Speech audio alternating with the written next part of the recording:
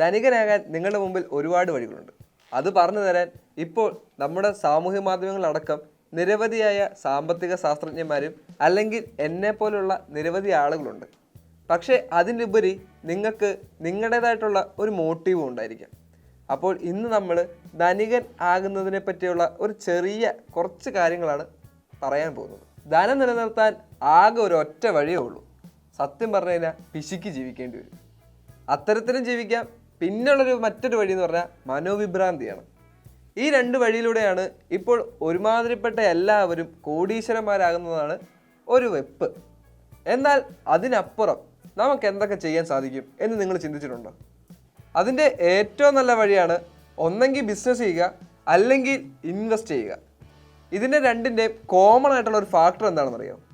ഇതിനകത്ത് നിങ്ങൾക്ക് ഭാഗ്യം ഉണ്ടെങ്കിൽ ആ കാശെല്ലാം നിങ്ങൾക്ക് 100 ഇരട്ടിയായിട്ട് തിരിച്ചു കിട്ടും.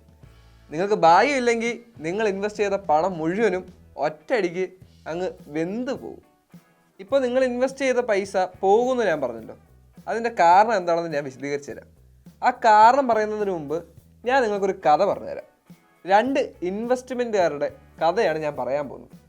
ഈ 2 പേരും അവർ തമ്മിൽ കണ്ടുമുട്ടുന്നതുമാണ് ഈ കഥയുടെ ഒരു ഉള്ളടക്കം. പക്ഷേ ഈ കഥ ബിസിനസ് ചെയ്യാൻ പോകുന്ന അല്ലെങ്കിൽ ഇൻവെസ്റ്റ് ചെയ്യാൻ പോകുന്ന നിങ്ങൾ തീർച്ചയായിട്ടും കേട്ടിരിക്കേണ്ട ഒന്ന് തന്നെയാണ്. ഇല്ലെങ്കിൽ അറ്റ്ലീസ്റ്റ് അറിഞ്ഞിരിക്കേണ്ട ഒരു കഥ തന്നെയാണ്. 1877 ജനിച്ച ജസ് ലിവർമോർ എന്ന വ്യക്തിയെപ്പറ്റി നിങ്ങൾ കേട്ടിട്ടുണ്ടോ? ആ വ്യക്തിയുടെ കഥയാണ് ഞാൻ പറയാൻ പോകുന്നത്. അതായത് ഇപ്പോൾ ഞാൻ പറഞ്ഞ പോലെ തന്നെ 1877 അദ്ദേഹം ജനിച്ചത്. 30 വർഷങ്ങൾക്ക് ശേഷം, അതായത് കൃത്യമായി പറഞ്ഞാൽ 1900 അദ്ദേഹം 10 കോടി ആസ്തിയുള്ള ധനികനായിരുന്നു. അത് എങ്ങനെ സാധിച്ചു എന്ന് നിങ്ങൾക്കറിയാമോ? അദ്ദേഹം ഇൻവെസ്റ്റ്മെൻറ്റ് ചെയ്തുണ്ടാക്കിയ തുകയാണത്. 1900 അദ്ദേഹം ഇൻവെസ്റ്റ്മെൻറ്റ് ചെയ്ത് കൂട്ടിയ തുകയാണ് ഞാനിപ്പോൾ പറഞ്ഞ 10 കോടി. ഇന്നത്തെ കാലത്ത് തന്നെ നമുക്ക് പോലും സ്വപ്നം കാണാൻ സാധിക്കാത്ത 10 കോടി രൂപ അദ്ദേഹം 1900-കളിൽ നേടിയെടുത്തെങ്കിൽ അന്നത്തെ കാലത്ത് അദ്ദേഹം അതിനുവേണ്ടി പ്രയത്നിച്ചത് എത്രത്തോളമാണെന്ന് നിങ്ങൾക്കറിയാമോ? സത്യം പറഞ്ഞാൽ വലിയ പ്രയത്നങ്ങളൊന്നും നടത്തിയില്ല. അദ്ദേഹത്തിൻ്റെ 19-കളിൽ അല്ലെങ്കിൽ 20-കളിൽ അദ്ദേഹം ചെറുതായിട്ടൊന്ന് ഇൻവെസ്റ്റ്മെൻറ്റ് ചെയ്തു. 10 വർഷം കൊണ്ട് നേടിയെടുത്ത തുകയാണ് ഞാനിപ്പോൾ പറഞ്ഞ 10 കോടി രൂപ. ഇൻവെസ്റ്റ്മെൻറ്റ് എന്താണെന്ന് പോലും അറിയാത്ത ആ കാലഘട്ടത്തിൽ അദ്ദേഹം ഷെയർ മാർക്കറ്റുകളിലെ രാജാവായിരുന്നു. ഒരുപക്ഷെ അവിടെ ഉള്ളവർക്കും അല്ലെങ്കിൽ ഷെയർ മാർക്കറ്റുകളിലടക്കം ഷെയറുകളെ പറ്റിയും ഇൻവെസ്റ്റ്മെൻറ്റിനെ പറ്റിയും ആളുകളിലേക്ക് എത്തിച്ചതും ഇങ്ങനെ ഒരു തൊഴിലുണ്ടെന്നും പറഞ്ഞു കൊടുത്തതും അദ്ദേഹമാണ്. അതിൻ്റെ എല്ലാം പ്രതിഫലമായിരിക്കാം 30-ാമത്തെ വയസ്സിൽ ഇത്രയും വലിയ കോടീശ്വരനാകാൻ അദ്ദേഹത്തെ സഹായിച്ചത്. 1929 ഇദ്ദേഹത്തിൻ്റെ പേര് ലോകം മുഴുവനും അറിയപ്പെട്ടു തുടങ്ങിയത്. ചരിത്രത്തിലെ ഷെയർ മാർക്കറ്റിൻ്റെ ഏറ്റവും വലിയ തകർച്ചയുടെ വക്കിൽ നിൽക്കുന്ന സമയത്ത്, അതായത് ദ ഗ്രേറ്റ് ഡിപ്രഷൻ എന്നറിയപ്പെടുന്ന കാലഘട്ടത്തിൽ അന്ന് ചരിത്രം ഇദ്ദേഹത്തിൻ്റെ പേര് കുറിക്കുകയായിരുന്നു. അന്നത്തെ ഓഹരി വിപണിയിലെ വലിയ തകർച്ചയാണ് ഇദ്ദേഹത്തിൻ്റെ പേര്, ഷെയർ മാർക്കറ്റിൻ്റെ ചരിത്രത്തിലെ രാജാവിൻ്റെ പേര് എല്ലാവരും അറിയപ്പെട്ടു തുടങ്ങിയത്. 1929 എന്ത് സംഭവിച്ചു എന്ന് നിങ്ങൾക്കറിയാമോ? അന്നത്തെ ഓഹരി വിപണിയിൽ ഏകദേശം നിങ്ങളുടെ നിക്ഷേപത്തിൻ്റെ 1/3 ഭാഗം ലാഭം ഉണ്ടായിക്കൊണ്ടിരുന്ന സാഹചര്യത്തിൽ അതിൽ നിന്നും കുത്തനെ ഇൻവെസ്റ്റ്മെൻറ്റ് തുക താഴേക്ക് പതിക്കുകയുണ്ടായി. ആ ഒരു സമയത്ത് share market black Monday, black Tuesday, black Thursday എന്നൊക്കെ അറിയപ്പെട്ടു തുടങ്ങി. ആ ഒരു സാഹചര്യത്തിലാണ് ഇദ്ദേഹത്തിൻ്റെ ബുദ്ധിപരമായ കളികൾ തുടക്കം കുറിച്ചത്. ആ ഒരു ബുദ്ധിപരമായ കളികളാണ് ഇദ്ദേഹത്തെ ഷെയർ മാർക്കറ്റിനെ രാജാവാക്കാനും അതോടൊപ്പം തന്നെ കോടികളുടെ മൂല്യമുള്ള രാജാവാക്കി മാറ്റിയത്. സംഭവം ശരിക്കും എന്താണ് സംഭവിച്ചെന്ന് കഴിഞ്ഞാൽ 1929 ഷെയർ മാർക്കറ്റ് ഡൗൺ ആയതിനെ തുടർന്ന് നിരവധി നിക്ഷേപകർ, അദ്ദേഹത്തെ പോലെയുള്ളവർ ആത്മഹത്യ ചെയ്യാൻ ഒരുങ്ങുകയും നിരവധി ആളുകൾ ആത്മഹത്യ ചെയ്യുകയും ചെയ്തു. അങ്ങനെ ഇരിക്കുന്ന സാഹചര്യത്തിൽ ഇദ്ദേഹത്തിൻ്റെ ഭാര്യയും മക്കളും അമ്മയും എല്ലാം വളരെ സങ്കടത്തോടെ വീട്ടിൽ മകനെയും കാത്തിരിക്കുകയാണ്.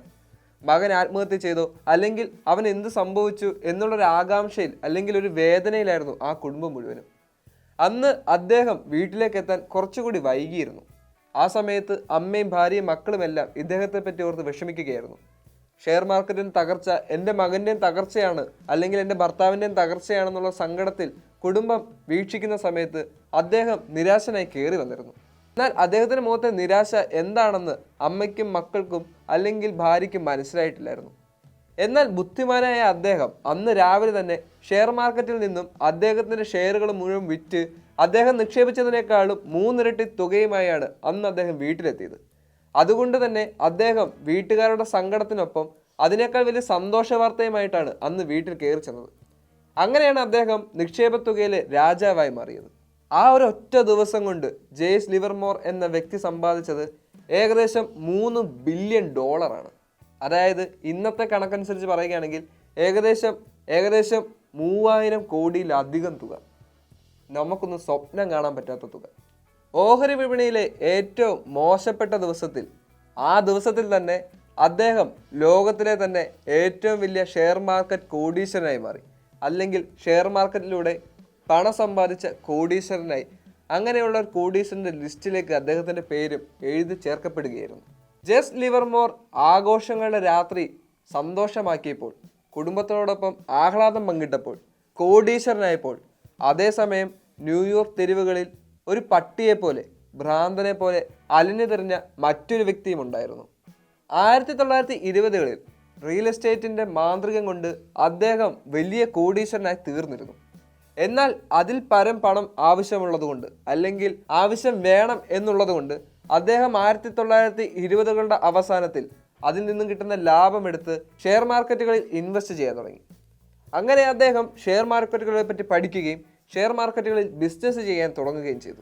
1929 ആ ഒരു ഷെയർ മാർക്കറ്റ് ഇടിഞ്ഞ ദിവസം രാത്രിയിൽ ഒരു ഭ്രാന്തനെ പോലെ ന്യൂയോർക്ക് സിറ്റിയിൽ അലിഞ്ഞു തിരിഞ്ഞ അദ്ദേഹത്തെ പിന്നീട് ആരും കണ്ടിട്ടില്ല. അദ്ദേഹത്തിൻ്റെ ഭാര്യ അദ്ദേഹത്തെ കാണാനില്ല എന്നുള്ളൊരു കേസ് കൊടുത്തെങ്കിലും പോലീസ് അന്വേഷിക്കുകയും ചിലർ അദ്ദേഹത്തെ ന്യൂയോർക്ക് സിറ്റിയിലെ തെരുവുകളിൽ അലയുന്നത് കാണുകയും ചെയ്തുവെന്ന് പറയുകയും ചെയ്തു.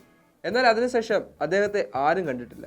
എബ്രഹാം ജർമൻസ്കിയുടെ അവസാന രാത്രി, ഷെയർ മാർക്കറ്റിൻ്റെ അവസാനത്തോടെ അല്ലെങ്കിൽ തകർച്ചയോടെ ഇല്ലാതായ മനുഷ്യൻ, അതായിരുന്നു അദ്ദേഹം. സത്യം പറഞ്ഞു കഴിഞ്ഞാൽ ഈ 2 കഥകളും നമുക്ക് അത്യാവശ്യം വിലയിരുത്തേണ്ട ഒന്ന് തന്നെയാണ്. ഒരാൾ ഷെയർ മാർക്കറ്റ് ഇടിഞ്ഞപ്പോൾ കോടീശ്വരനാവുകയും മറ്റൊരാൾ ദരിദ്രനാവുകയും ചെയ്ത കഥ. യഥാർത്ഥത്തിൽ ഷെയർ കുറയുമ്പോൾ അല്ലെങ്കിൽ ഷെയർ ഇടിയുമ്പോൾ മേടിച്ചു കൂട്ടുന്നതാണോ, വിറ്റ് കളയുന്നതാണോ, അല്ലെങ്കിൽ ഇത്തരത്തിൽ നിരാശനാകുന്നതാണോ? ഏതാണ് നിങ്ങൾക്ക് നല്ലതെന്ന് തോന്നുന്നത്? 1929 ജെയ്സ് ലിവർമോർ കോടീശ്വരനായതിനു ശേഷവും ഷെയർ മാർക്കറ്റിൽ അദ്ദേഹം വലിയ വലിയ കളികൾ നടത്തി.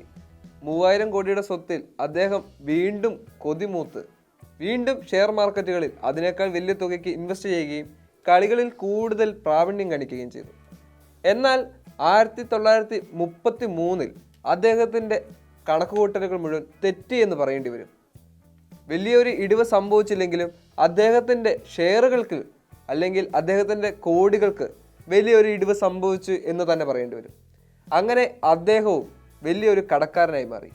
അദ്ദേഹവും ന്യൂയോർക്കിൻ്റെ തെരുവുകളിൽ ഭ്രാന്തനെ പോലെ അലയുകയും ചെയ്തു. എന്നാൽ അദ്ദേഹത്തിൻ്റെ ഭാര്യ പോലീസിന് കേസ് കൊടുത്തത് കൊണ്ട് തന്നെ അദ്ദേഹത്തിന് പെട്ടെന്ന് തന്നെ കണ്ടെത്താൻ സാധിച്ചു. എന്നാൽ അധികം നാളൊന്നും അദ്ദേഹത്തിന് സ്വന്തം വീട്ടിൽ അങ്ങനെ കഴിഞ്ഞുകൂടാൻ സാധിച്ചില്ല. വെറും 4-5 മാസങ്ങൾക്ക് ശേഷം അദ്ദേഹവും ആത്മഹത്യ ചെയ്യേണ്ടി വന്നു. ഈ 2 കഥകളും നമുക്ക് ഒരേ ആശയമാണ് തരുന്നത്. 2 പേർക്കും പെട്ടെന്ന് കോടീശ്വരനാകാൻ സാധിച്ചു. എന്നാൽ കോടീശ്വരനായി എങ്ങനെ ജീവിക്കാൻ സാധിച്ചു, ഇല്ലെങ്കിൽ കോടീശ്വരനായി എങ്ങനെ ജീവിക്കാം എന്ന് അവർക്ക് 2 പേർക്കും അറിയില്ലായിരുന്നു. 2 പേരും പണം ദുരുപയോഗം ചെയ്ത് അവസാനം മരണത്തിൻ്റെ വക്കിലേക്ക് എത്തുകയായിരുന്നു. നല്ല കാലത്ത് കോടീശ്വരനായിട്ട് നല്ല കാലത്ത് തന്നെ ആത്മഹത്യ ചെയ്യേണ്ടി വന്ന 2 വ്യക്തികൾ. ഇതുതന്നെയാണ് ഈ കഥയുടെ സാരാംശവും.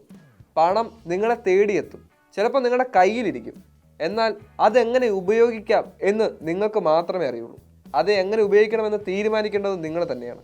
ധനസമ്പാദനം തീർച്ചയായിട്ടും ഒരു കഴിവ് തന്നെയാണ്. എന്നാൽ ധനം എങ്ങനെ ഉപയോഗിക്കാം എന്നുള്ളത് നിങ്ങളുടെ മാത്രം കഴിവാണ്. അത് നിങ്ങൾ തന്നെ മനസ്സിലാക്കി ആ ധനം എങ്ങനെ ഉപയോഗിക്കാം എന്ന് പഠിക്കേണ്ടത് അത്യാവശ്യമാണ്. എന്നാൽ മാത്രമേ നിങ്ങളുടെ ധനം നിങ്ങളുടെ കയ്യിൽ തന്നെ ഇരിക്കുകയുള്ളൂ. നിങ്ങൾക്ക് കോടീശ്വരനായിട്ട് നിലനിൽക്കാൻ സാധിക്കുകയുള്ളൂ. അല്ലെങ്കിൽ ഇദ്ദേഹത്തെ പോലെ ദരിദ്രനാവേണ്ട അവസ്ഥയുണ്ടാകും.